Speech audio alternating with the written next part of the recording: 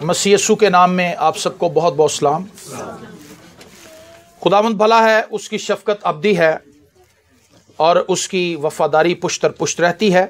मेरे साथ निकालिए दूसरा तीमुथियुस उसका दूसरा बाब और उसकी तीसरी और चौथी आयत खुदावंद के जिंदा कलाम में से हम तिलावत करेंगे और उसके बाद फिर हम एक हवाला इफसियों के खत के अंदर देखेंगे।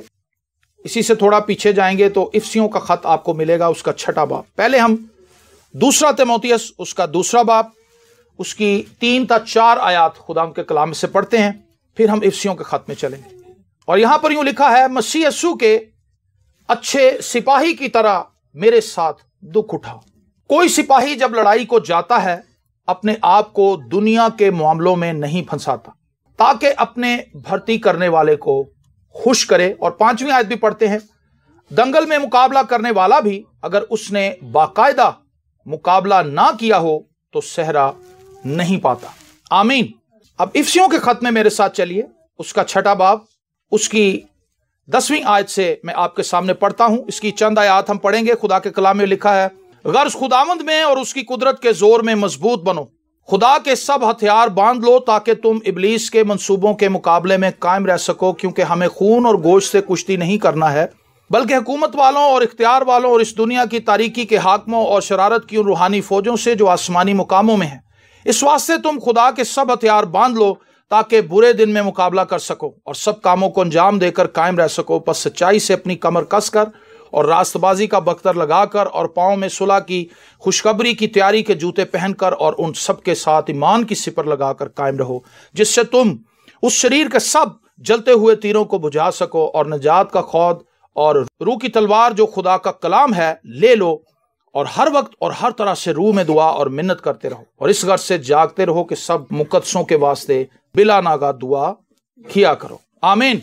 मसीह यीशु के अच्छे सिपाही की तरह मेरे साथ क्या कर जी दुख उठा। पौलुस इनविटेशन दे रहा है अपने शागिर्द को कि मसीह यीशु के अच्छे सिपाही की तरह मेरे साथ दुख उठाने के लिए तैयारी पकड़ ले। अगर कोई ये दावा करता है कि वो मसीह का सिपाही है तो जरूर है कि वो दुखों में से गुजरे। इंसानी तारीख जो है वो जंगों से भरी पड़ी है। इस कुरे अर्ज पर बड़ी जंगें लड़ी गई हैं आज तक। उनकी मुख्तलिफ वजूहात थी, लेकिन वो जंगें सिपाहियों ने लड़ी, फौजियों ने लड़ी। और कभी भी दुनिया के अंदर ऐसा नहीं हुआ कि एक फौजी ने जंग लड़ी। फौज होती है जिसके अंदर बहुत से सिपाही होते हैं।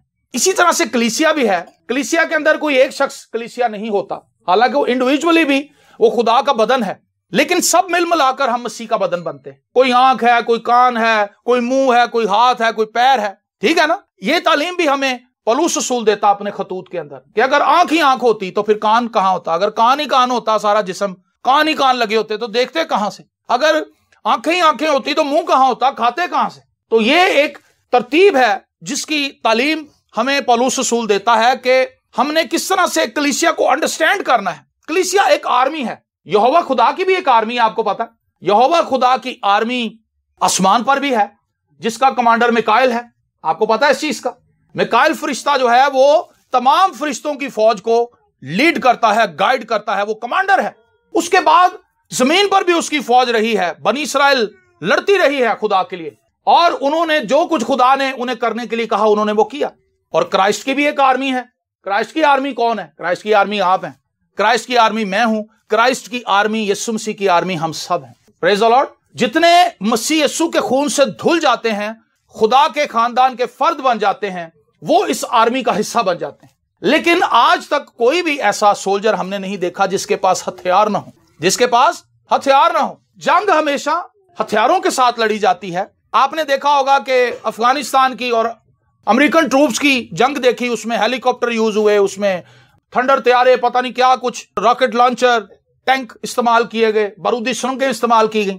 ये वो जंग है जो जिस्म के साथ लड़ी जाती। लेकिन पौलुस जिस फौज में दावत दे रहा है तीमुथियुस को आने की और जिसमें दुख उठाने की दावत दे रहा है, वो एक रूहानी जंग की बात कर रहा है। एक ऐसी जंग जो बगैर रुके जारी है। चाइना की इंडिया की इस वक्त ठनी हुई है। अरुणाचल प्रदेश के अंदर दोनों आर्मीज अपनी फौजें लगा रही हैं और भारी असलहा वहां पर पहुंचाया जा रहा है दोनों साइडों से। पाकिस्तान और इंडिया के दरमियान भी कश्मीर बॉर्डर के ऊपर तलखी है। इस वक्त पाकिस्तान और अफगानिस्तान के दरमियान ड्यूरेंट लाइन के ऊपर कशीदगी चल रही है, फौजें आमने सामने, ये जंगें उभरती हैं, उठती हैं, सीज फायर हो जाता, रुक जाती है। लेकिन ये रूहानी जंग सर कभी रुकती नहीं है, ये रूहानी जंग जारी और सारी रहती है। आप कभी भी ये नहीं सोच सकते कि आज शैतान ने छुट्टी कर ली है तो आज मैं भी सौ लेना, ऐसा नहीं हो सकता। शैतान कभी छुट्टी नहीं करता, ये रूहानी जंग कभी रुकेगी नहीं। इसीलिए ये ज्यादा दुख देने वाली जंग है, क्योंकि इसके अंदर कोई सांस लेने का वक्फा नहीं है। इसके अंदर आपने कंटिन्यूटी के साथ जंग लड़ते रहना है, आपने इस दुख के अंदर से गुजरना है, आपने अपने आप को हथियारों से लैस करना है। और इफ्सियों के खत में हमने जो तरतीब पढ़ी है सच्चाई के कमरबंद की, वो बात करता है कि एक फौजी जो मसीह के लिए जंग लड़ने वाला है उसके पास सच्चाई का कमरबंद होना चाहिए, और एक सिपाही जो मसीह के लिए जंग करने के लिए निकला है उसके पास रास्तबाजी का बख्तर होना चाहिए। ठीक है जी, वो कवर हो, उसको यह पता हो कि क्राइस्ट की रास्तबाजी में मैं छुपा हुआ हूं, मसीह की रास्तबाजी मुझे मुयस्सर है। शैतान मुझ पर जब जलते हुए तीर फेंकेगा, मुझ पर इल्जाम लगाएगा, तो मैं अपनी रास्तबाजी से नहीं बल्कि मसीह की रास्तबाजी लेकर उसके खिलाफ खड़ा हूंगा। फिर वो रूह की तलवार की बात करता है। एक ईमानदार के पास, मसीही ईमानदार के पास खुदा का कलाम होना चाहिए, खुदा के कलाम की तालीम होनी चाहिए, खुदा के कलाम की बुनियादी सच्चाइयों से उसे आगही और वाकफियत होनी चाहिए। उसे यह पता होना चाहिए कि खुदा का कलाम क्या है, खुदा का कलाम मेरे लिए क्या अहमियत रखता है। खुदा का कलाम अगर आप देखें इन तमाम हथियारों के अंदर, तो यह वाहिद एक ऐसा वेपन है जो अटैकिंग वेपन है, बाकी डिफेंसिव है। सच्चाई का कमरबंद उसने अपनी कमर पे बांधा हुआ, उससे वो अटैक नहीं कर सकता, उससे वो डिफेंस कर रहा है। मैं सच्चा आदमी, मैं मसीह का बंदा। ये बहुत बड़ी ढाल है दुश्मन के खिलाफ कि आप सच्चे हो। सच्चे की कभी कंड नहीं लगती, कभी वो पसपा नहीं होता, क्योंकि वो सच्चाई पर खड़ा होता है, खुदा के कलाम पर खड़ा होता है, खुदा के कलाम को बोलता है, खुदा के कलाम को रिसीव करता है, खुदा के कलाम को बोलता है। और सच्चाई से जब हम वाकिफ होते हैं तो सच्चाई क्या करती है, वो हमें आजाद करती। तो जो शख्स सच्चाई के कमरबंद को बांध चुका है उसने अपना डिफेंस मजबूत कर लिया है। जिसने रास्तबाजी का बख्तर पहन लिया है उसको पता है कि यीशु मसीह की वजह से मैं रास्तबाज हूं। और जिसने नजात का खौफ पहन लिया है, जिसने हेलमेट पहन लिया है, हमारे यहां पे आपने देखा होगा ड्राइविंग के ऊपर जगह जगह पे लिखा होता है हेलमेट का इस्तेमाल करें, और जिसने हेलमेट नहीं पहना होता उसका चालान हो जाता है। ठीक है, बहुत से सिपाही ऐसे भी मसीही फौज के अंदर मौजूद हैं जिन्हें अपनी निजात की यकीन दहानी नहीं, उन्हें इस चीज का पता नहीं है कि मैं निजात याफ्ता हूं या नहीं हूं, खुदावंद मुझसे मोहब्बत करता है या नहीं करता। कई बार हम ये सोचते हैं कि मसीह मुझसे मोहब्बत नहीं करता, वो मेरी बहन से ज्यादा मोहब्बत करता है, वो पादरी साहब से ज्यादा मोहब्बत करता है, वो दूसरे लोगों से ज्यादा मोहब्बत करता है, मुझसे मोहब्बत नहीं करता। लेकिन मैं आपको ये बात बताना चाहता हूं, मैं आपको ये बात बताना चाहता हूं कि खुदा ने आपके लिए अपने बेटे को भेजा है।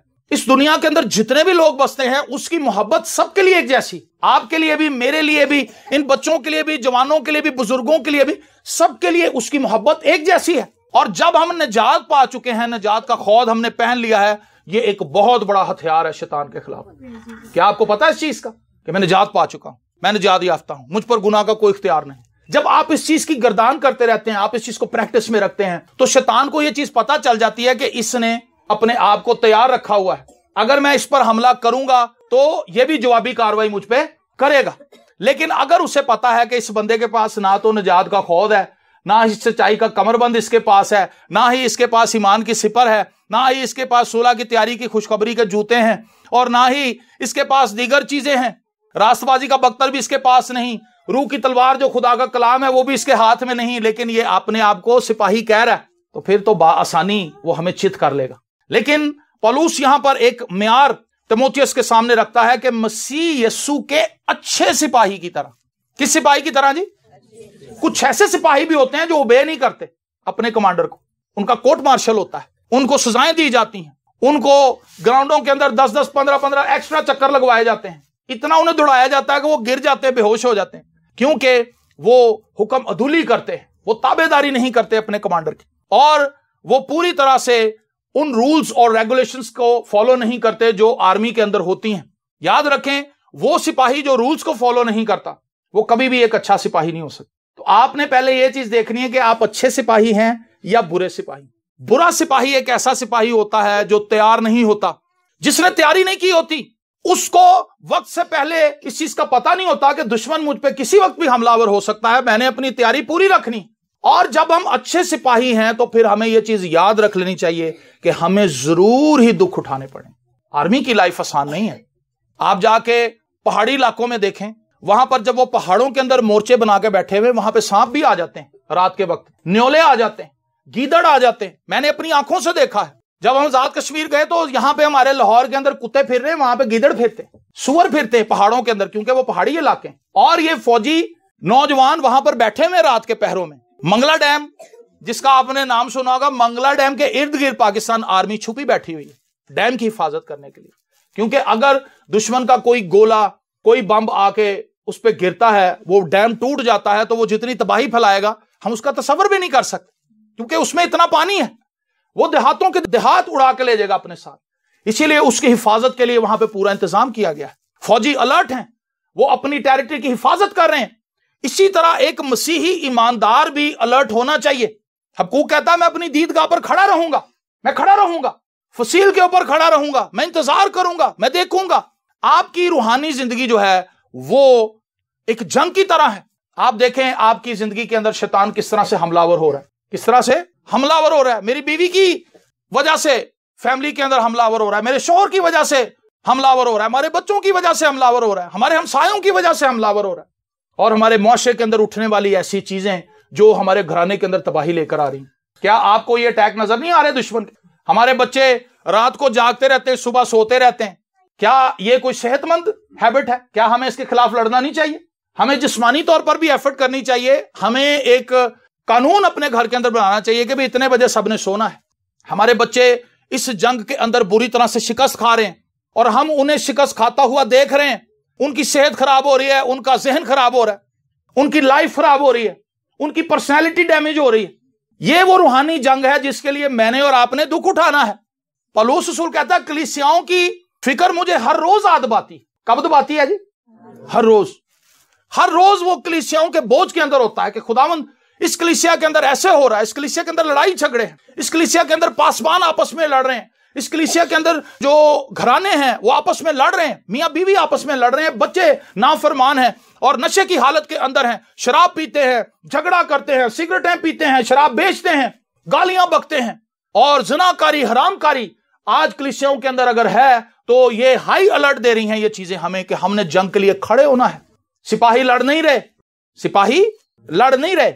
जब सिपाही लड़ते हैं तो फौजें दुश्मन की वापस चली जाती, वो अपनी टेरिटरी में वापस चली जाती। कई बार ऐसे होता है, जब 1965 में भारत ने हमला किया था पाकिस्तान पर और उनका प्लान लाहौर को फतह करना था। बुनियादी उनका प्लान यह था कि लाहौर में आएंगे, और हमने ये सुना है, हमने वो जंग तो नहीं देखी, हमने तो 71 की भी नहीं देखी है, हजरात बैठे हुए इन्होंने दोनों जंगें देखी। तो उनका प्लान ये था कि हम यहां पर आएंगे, यहां पर नाश्ता करेंगे लाहौर के अंदर, और एक बड़ा हमला सियालकोट सेक्टर से और इधर से किया गया। लेकिन पाकिस्तान के जमा मर्द लड़े और उसी में मेजर अजीज भट्टी था जिसको निशाने हैदर मिला, इसलिए क्योंकि उसने दुश्मन के हमले को बड़ी देर तक रोके रखा और वो अपने सिपाहियों को इंस्ट्रक्शंस देता रहा कि तुमने यहां बम मारना है, तुमने यहां गोला मारना है। वो टॉप पे खड़ा था और वो गाइड कर रहा था, और जिस तरह से वो गाइड कर रहा था, जब वो गोला मारते थे वो सीधा जाके टैंक पे लगता था।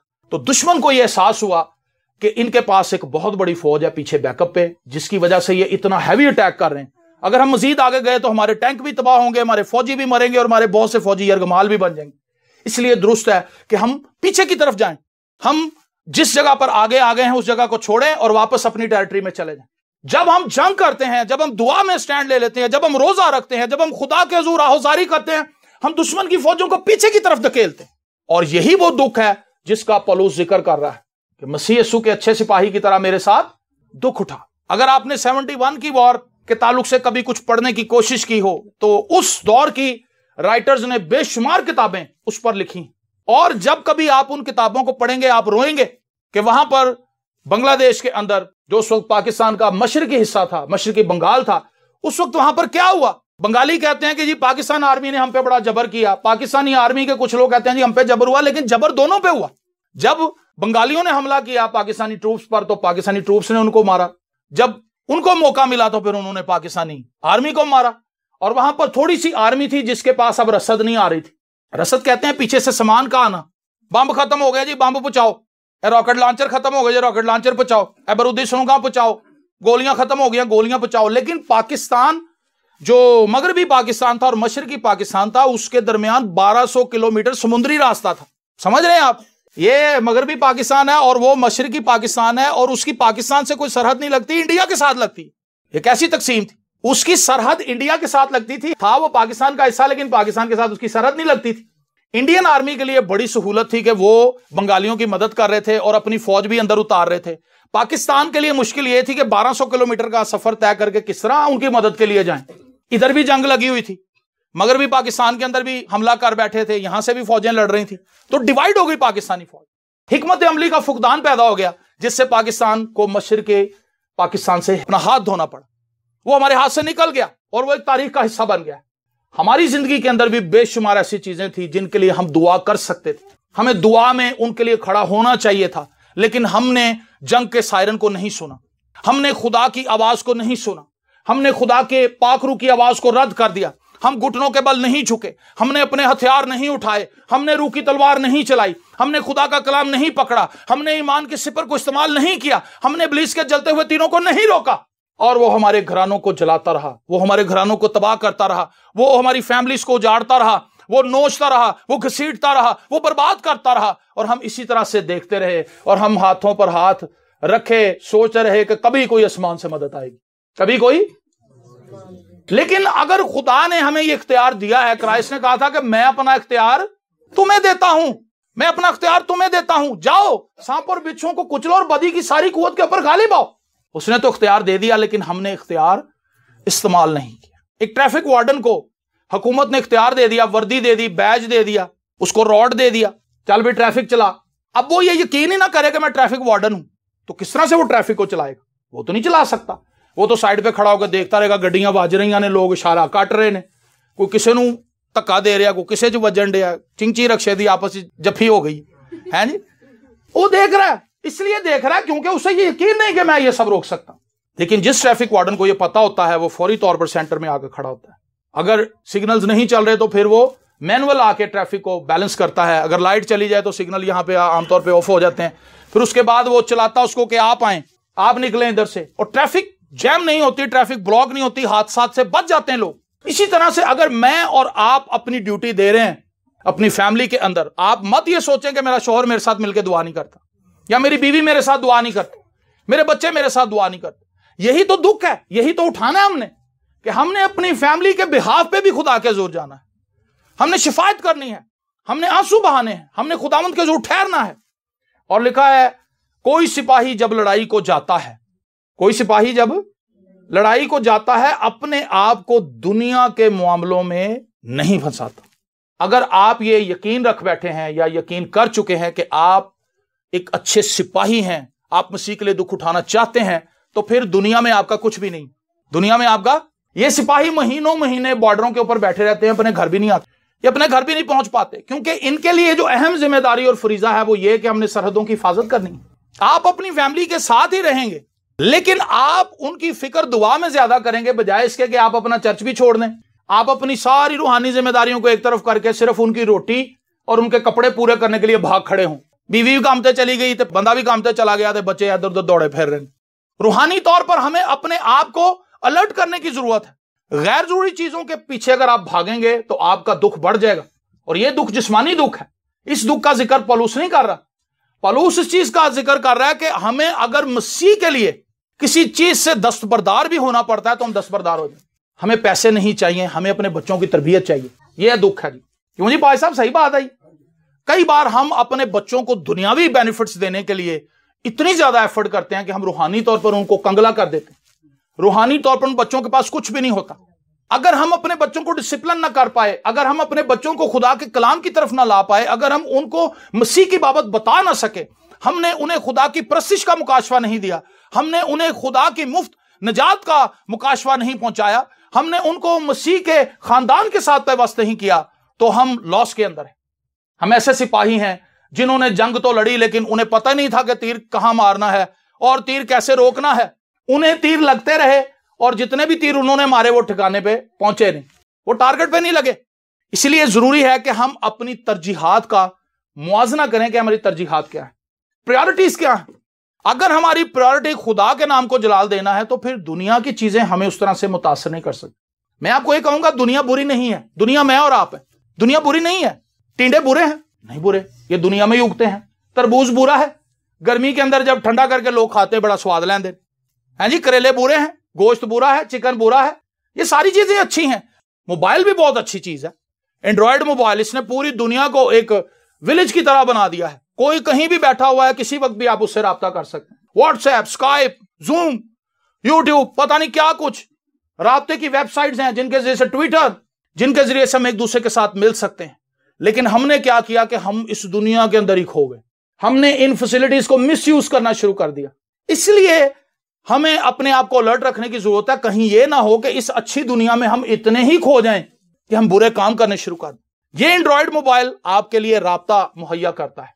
अपनी किसी बहन को आप मैसेज कर सकते हैं कि बाजी आज सुबह हमने आपके लिए दुआ की है, हमारा ईमान है कि 2022 आपके लिए खुशी का साल हो। आमीन। यह है जी असल इस्तेमाल इस डिवाइस का। लेकिन जब आप इसको हर वक्त देखते ही रहेंगे, ऊपर नीचे किदा मैसेज आया, किन्नू मैं जवाब देना, केड़ा नवा गाना आया, केड़ी नवी फिल्म अपलोड हो रही है, किदा टीजर आ गया, किदा ट्रेलर आ गया, कौन से डायलॉग चल रहे हैं, दुश्मन ने उलझाया हुआ है। जो ड्रामे बहनें देख रही हैं, भाई देख रहे हैं, उनके आगे से डायलॉग निकाल के वो अपलोड कर देते।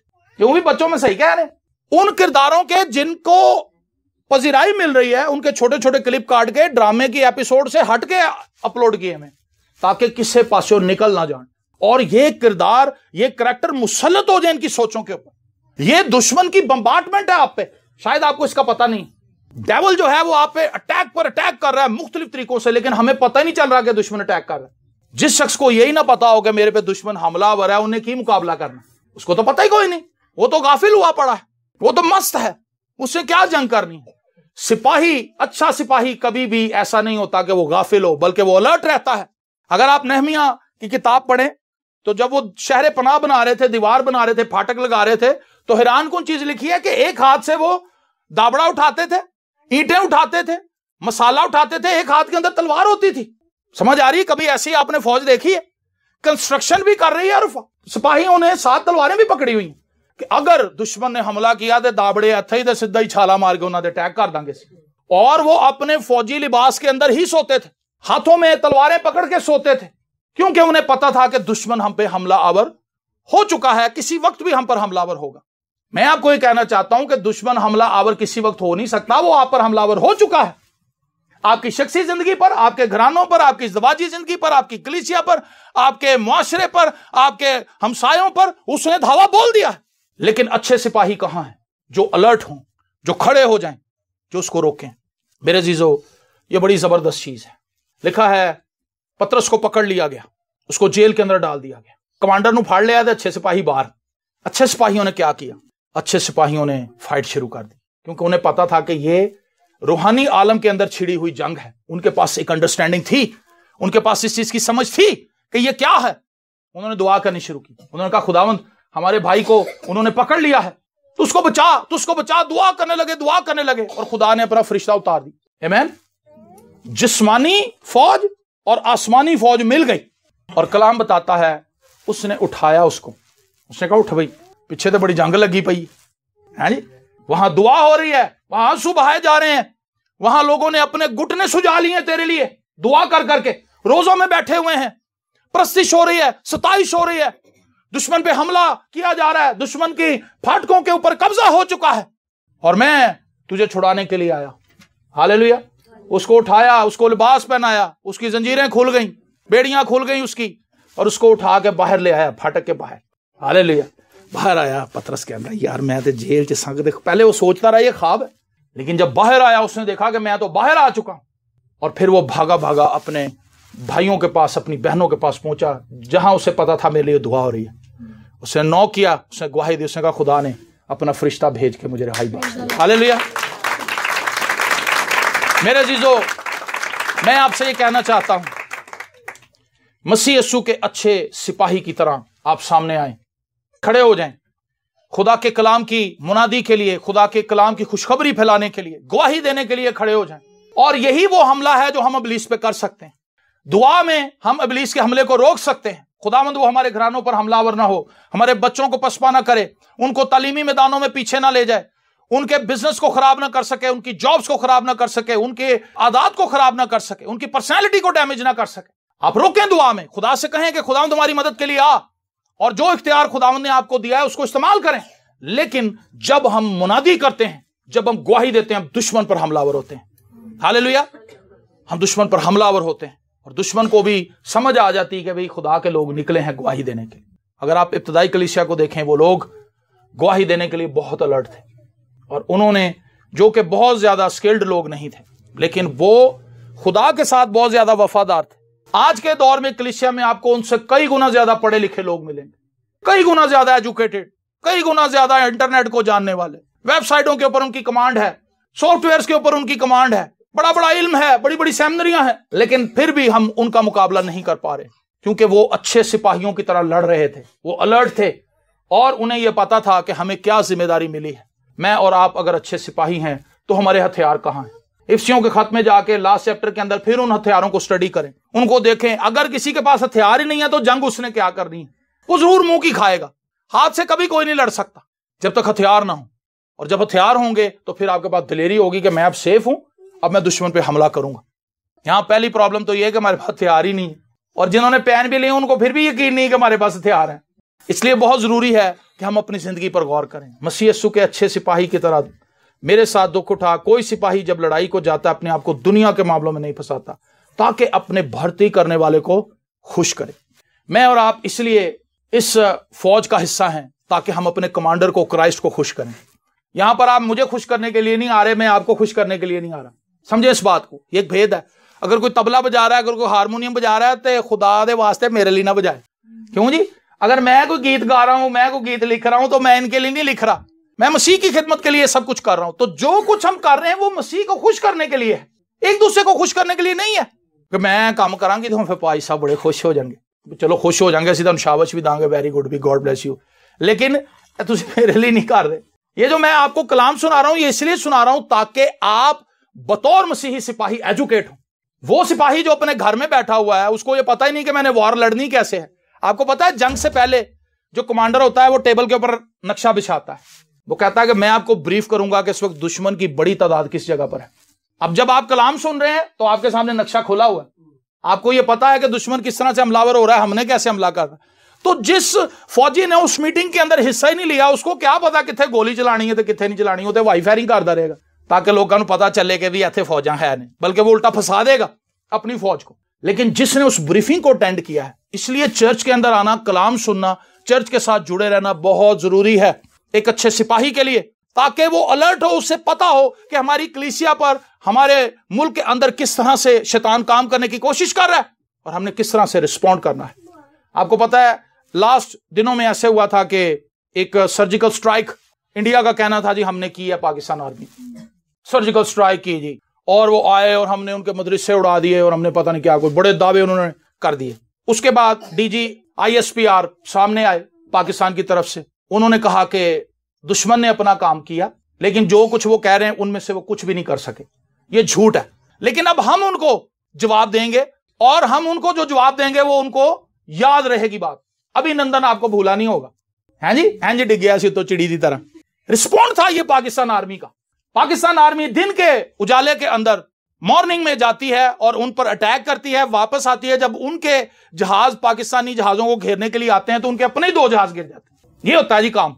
तो हम तो सोए हुए हैं, दुश्मन हम पर हमला कर रहा है, हम तो DG ISPR की तरह सामने नहीं आ रहे कि शैतान तेनू भी असीं हम दसांगे। हम तो बगादा खौफजदा हो रहे हैं, असीं और शैतान दे चेलियां कोल जा रहे हैं तवीज लैन लई, हैं जी, असीं देगा वंड रहे हैं, असीं हलवे वंड रहे हैं, असीं नान हलीम वंडन रहे हैं कि साडियां आफतां टल जान। आप पे जो आफतें आई हैं वो हलीमों से और देगों से नहीं जानी, वो खुदा के हुजूर घुटने टिकाने से, तौबा करने से, शैतान के हमलों को समझने से, खुदा के कलाम को पढ़ने से पता चलना है कि दुश्मन आ कहां से रहा है। आइए अपनी आंखों को बंद करें और हम दुआ मांगे। बहरोबर के खालिक और मालिक, तेरा शुक्र हो, तेरी तारीफ हो आज के इस खूबसूरत दिन के लिए कि तूने हमें यह मौका फराहम किया कि तेरी आवाज को सुन सकें और खुदाम तुझसे बरकत पा सकें। आज जितने गीत गाए गए, दुआएं तेरे हुजूर रखी गई, हदिया जात तेरे हुजूर गुजराने गए, खुदावंद उन सब के वसीला से तो अपने लोगों को बरकत है। और खुदावंद जो कलाम का बीज आज बोया गया, हम इसे दयानतदारी से सुनकर अपने दिल में महफूज कर लें और खुदा इस कलाम के वसीला से हम अपने आप को एनर्जाइज करते रहें, हम अपने आप को तकवीयत देते रहें, हम अपने आप को मजबूत करते रहें और खुदा तेरी शुक्रगुजारी करते रहें। दिल की गहराइयों से इन सब अजीजों पर तेरी बरकत चाहते हैं और इस पहले सेशन में जो हमने बरकत पाई है, दिल की गहराइयों से उसके लिए तेरी शुक्रगुजारी करते हैं। भाई शहजाद रहमत पर तेरी बरकत चाहते हैं, जिसने बड़ी खुश उसलूबी से इस इबादत को लीड किया। और खुदावंद इन सब बहनों भाइयों के लिए जो दूर से या नजदीक से यहां पर पहुंचे, इन सब पर तेरी बरकत हो, यीशु के जिंदा, कादिर, अब्दी और जलाली नाम के वसीले से, आमीन।